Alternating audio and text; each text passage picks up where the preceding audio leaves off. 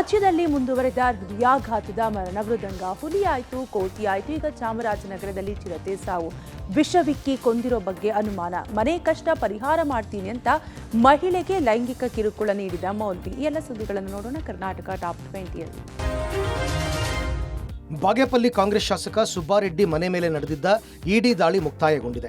ಇಂದು ಬೆಳಗಿನ ಜಾವ 3 ಗಂಟೆಗೆ ರೇಡ್ ಅಂತ್ಯಗೊಳಿಸಿರುವ ಇಡಿ ಅಧಿಕಾರಿಗಳು ಅಪಾರ ಪ್ರಮಾಣದ ದಾಖಲೆಗಳನ್ನು ತೆಗೆದುಕೊಂಡು ತೆರಳಿದ್ದಾರೆ. ಈ ವೇಳೆ ವಿಚಾರಣೆಗೆ ಹಾಜರಾಗುವಂತೆ ನೋಟಿಸ್ ನೀಡಿ ಇಡಿ ಅಧಿಕಾರಿಗಳು ವಾಪಸ್ಸಾಗಿದ್ದಾರೆ. ಇನ್ನು ವಿದೇಶದಲ್ಲಿ ಹಣ ಹೂಡಿಕೆ ಮಾಡಿ ಆಸ್ತಿ ಮಾಡಿರುವ ಆರೋಪದಲ್ಲಿ ಕಾಂಗ್ರೆಸ್ ಶಾಸಕ ಸುಬ್ಬಾರೆಡ್ಡಿಯ ಮಾರತ್ಹಳ್ಳಿಯ ಮನೆ ಹಾಗೂ ಭಗಿನಿ ಗ್ರೂಪ್ಸ್ಗಳ ಮೇಲೆ ಇಡಿ ಅಧಿಕಾರಿಗಳು ದಾಳಿ ನಡೆಸಿ ಶೋಧ ಕಾರ್ಯ ನಡೆಸಿದರು. ದಾಳಿಯಲ್ಲಿ ಸಾಕಷ್ಟು ಮಹತ್ವದ ದಾಖಲೆಗಳು ಪತ್ತೆಯಾಗಿದ್ದು ಕೋಟ್ಯಾಂತರ ಅವ್ಯವಹಾರ ನಡೆದಿರೋದು ತಿಳಿದು ಬಂದಿದೆ ಎನ್ನಲಾಗಿದೆ.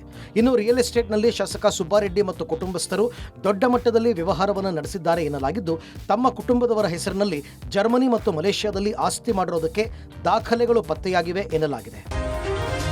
ಎನ್ಐಎ ಅಧಿಕಾರಿಗಳಿಂದ 3 ಬಂಧನ ಪ್ರಕರಣದಲ್ಲಿ ಈಗ ಮತ್ತೊಂದು ಇಂಟ್ರೆಸ್ಟಿಂಗ್ ವಿಚಾರ ಬೆಳಕಿಗೆ ಬಂದಿದೆ. ಉಗ್ರ ನಾಸೀರ್ನನ್ನು ಎಸ್ಕೇಪ್ ಮಾಡಲು ಹಾಕಿದ್ದ ಪ್ಲಾನ್ ಎ ಫ್ಲಾಪ್ ಆದ ಮೇಲೆ ಪ್ಲಾನ್ ಬಿ ರೆಡಿ ಮಾಡ್ತಿದ್ರು ಅನ್ನೋ ವಿಚಾರ ತಿಳಿದು ಬಂದಿದೆ.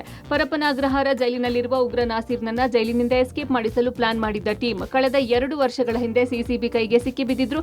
ಈ ವೇಳೆ ಕೃತ್ಯಕ್ಕೆ ಬಳಸಲು ರೆಡಿ ಮಾಡಿದ್ದ ಹಲವು ಸ್ಫೋಟಕಗಳನ್ನ ಸಿಸಿಬಿ ಪೊಲೀಸರು ವಶಕ್ಕೆ ಪಡೆದಿದ್ರು. ಇದರಿಂದ ಶಾಕ್ಗೆ ಒಳಗಾದ ಜುನೈದ್ ನಾಸೀರ್ನನ್ನ ಹೇಗಾದರೂ ಹೊರಗೆ ತರಲೇಬೇಕು ಅಂತ ವಿದೇಶದಿಂದಲೇ ಪ್ಲಾನ್ ಬಿ ತಯಾರು ಮಾಡಿದ್ದ ಅನ್ನೋ ಬಗ್ಗೆ ತಿಳಿದು ಬಂದಿದೆ.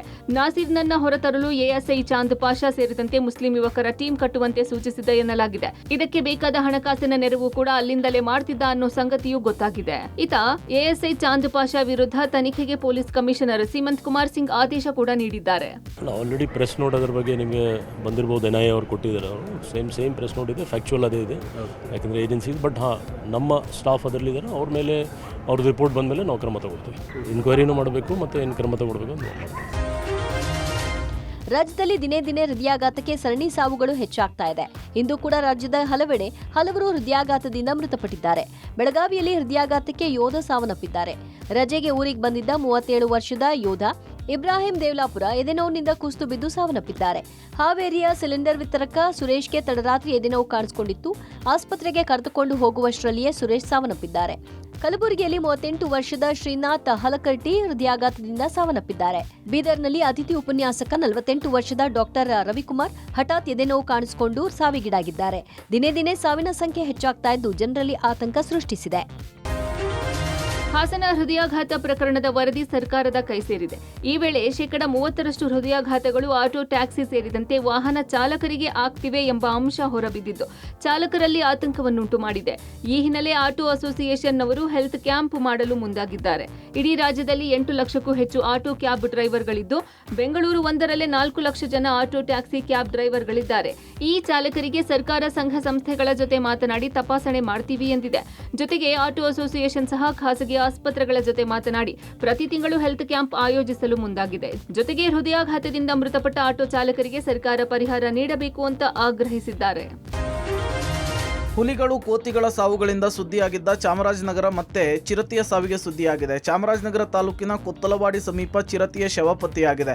ಸುಮಾರು 5 ವರ್ಷದ ಗಂಡು ಚಿರತೆ ಸಾವನ್ನಪ್ಪಿದ್ದು ಚಿರತೆಯ ಶವ ಸಮೀಪದಲ್ಲಿಯೇ ಕರುವಿನ ಶವ ಕೂಡ ಪತ್ತೆಯಾಗಿದೆ. ವಿಷಪ್ರಾಶನವಾಗಿರುವ ಅನುಮಾನ ವ್ಯಕ್ತವಾಗಿದೆ. ಸ್ಥಳಕ್ಕೆ ಸಿಸಿಎಫ್ ಹಿರಾಲಾಲ್, ಡಿಸಿಎಫ್ ಶ್ರೀಪತಿ ಭೇಟಿ ಕೊಟ್ಟು ಪರಿಶೀಲನೆ ನಡೆಸಿದ್ದು 2-3 ದಿನದ ಹಿಂದೆ ಚಿರತೆ ಸಾವನ್ನಪ್ಪಿರುವ ಬಗ್ಗೆ ಅನುಮಾನ ವ್ಯಕ್ತಪಡಿಸಿದ್ದಾರೆ. ಚಿರತೆಯ ಸಾವು ಪ್ರಕರಣವನ್ನು ಸೀರಿಯಸ್ ಆಗಿ ಕನ್ಸಿಡರ್ ಮಾಡಿರುವ ಬಂಡೀಪುರದ ಅರಣ್ಯಾಧಿಕಾರಿ ಪ್ರಕರಣದ ಪತ್ತೆಗೆ ಶ್ವಾನ ದ್ರೋಣವನ್ನ ಕರೆತಂದು ಪರಿಶೀಲನೆ ನಡೆಸಿದ್ದಾರೆ. ಹಾಗೆ ಮೆಟಲ್ ಡಿಟೆಕ್ಟರ್ ಮೂಲಕವೂ ಕೂಡ ಪರಿಶೀಲನೆಯನ್ನ ನಡೆಸಲಾಗಿದೆ. ಕಷ್ಟ ಪರಿಹಾರ ಮಾಡುವ ನೆಪದಲ್ಲಿ ಕಾಮುಕ ಮೌಲ್ವಿಯೊಬ್ಬ ಮಹಿಳೆಗೆ ಲೈಂಗಿಕ ಕಿರುಕುಳ ನೀಡಿದ ಘಟನೆ ನೆಲಮಂಗಲ ತಾಲೂಕಿನ ದಾಬಸ್ಪೇಟೆಯ ಕೂತಘಟ್ಟ ಗ್ರಾಮದಲ್ಲಿ ನಡೆದಿದೆ. ಕಷ್ಟ ಪರಿಹಾರಕ್ಕೆ ಅಂತ ತುಮಕೂರು ಮೂಲದ ದಂಪತಿ ಕಳೆದ ಜೂನ್ 30ರಂದು ಮೌಲ್ವಿ ಭದ್ರೆ ಅಲಾಂ ಬಳಿ ಬಂದಿದ್ದಾರೆ. ಪರಿಹಾರಕ್ಕೆ ಬಂದಿದ್ದ 24 ವರ್ಷದ ಮಹಿಳೆಯನ್ನ ಕೊಠಡಿಗೆ ಕರೆದೊಯ್ದ ಮೌಲ್ವಿ ಅಲಾಂ ಆಕೆಯ ಬುರ್ಖಾ ತೆಗೆಸಿ ದೌರ್ಜನ್ಯವೆಸಗಿದ್ದಾನೆ. ಘಟನೆಯಿಂದ ಆತಂಕಗೊಂಡ ಮಹಿಳೆ ಹಿರಿಯರಿಗೆ ತಿಳಿಸಿ ನ್ಯಾಯ ಪಂಚಾಯಿತಿ ಮಾಡಿಸಿದ್ದಾಳೆ. ಇದರಿಂದ ಯಾವುದೇ ಕ್ರಮ ಆಗದ ಹಿನ್ನೆಲೆ ದಾಬಸ್ಪೇಟೆ ಪೊಲೀಸ್ ಠಾಣೆಗೆ ಬಂದು ದೂರು ಕೊಟ್ಟಿದ್ದಾಳೆ.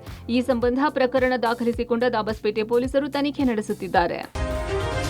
ರಾಜ್ಯ ವಾಣಿಜ್ಯ ತೆರಿಗೆ ಇಲಾಖೆಯ ಕಣ್ಣು ಇದೀಗ ಬೇಕರಿಗಳ ಮೇಲೆ ಬಿದ್ದಿದೆ. ನಿಮ್ಮ ವ್ಯಾಪಾರ ವಹಿವಾಟು ಲಕ್ಷದಿಂದ ಕೋಟಿವರೆಗೆ ಆಗಿದೆ, ಅದಕ್ಕೆ ಜಿಎಸ್ಟಿ ಟ್ಯಾಕ್ಸ್ ಕಟ್ಟಬೇಕು ಅಂತ ಬೇಕರಿ ಮಾಲೀಕರಿಗೆ ನೋಟಿಸ್ ನೀಡಿ ರಾಜ್ಯ ಸರ್ಕಾರ ಶಾಕ್ ಕೊಟ್ಟಿದೆ. ಇತ್ತೀಚಿನ ಜಾಗತಿಕ ಜೀವನದಲ್ಲಿ ಎಲ್ಲವೂ ಡಿಜಿಟಲೈಸ್ಡ್ ಆಗಿದೆ. ಯಾವುದೇ ವಸ್ತು ತಿಂಡಿ ತಿನಿಸುಗಳನ್ನು ತೆಗೆದುಕೊಂಡರೂ ಆನ್ಲೈನ್ ಪೇಮೆಂಟ್ ಮೂಲಕವೇ ಖರೀದಿಸಲಾಗುತ್ತಿದೆ.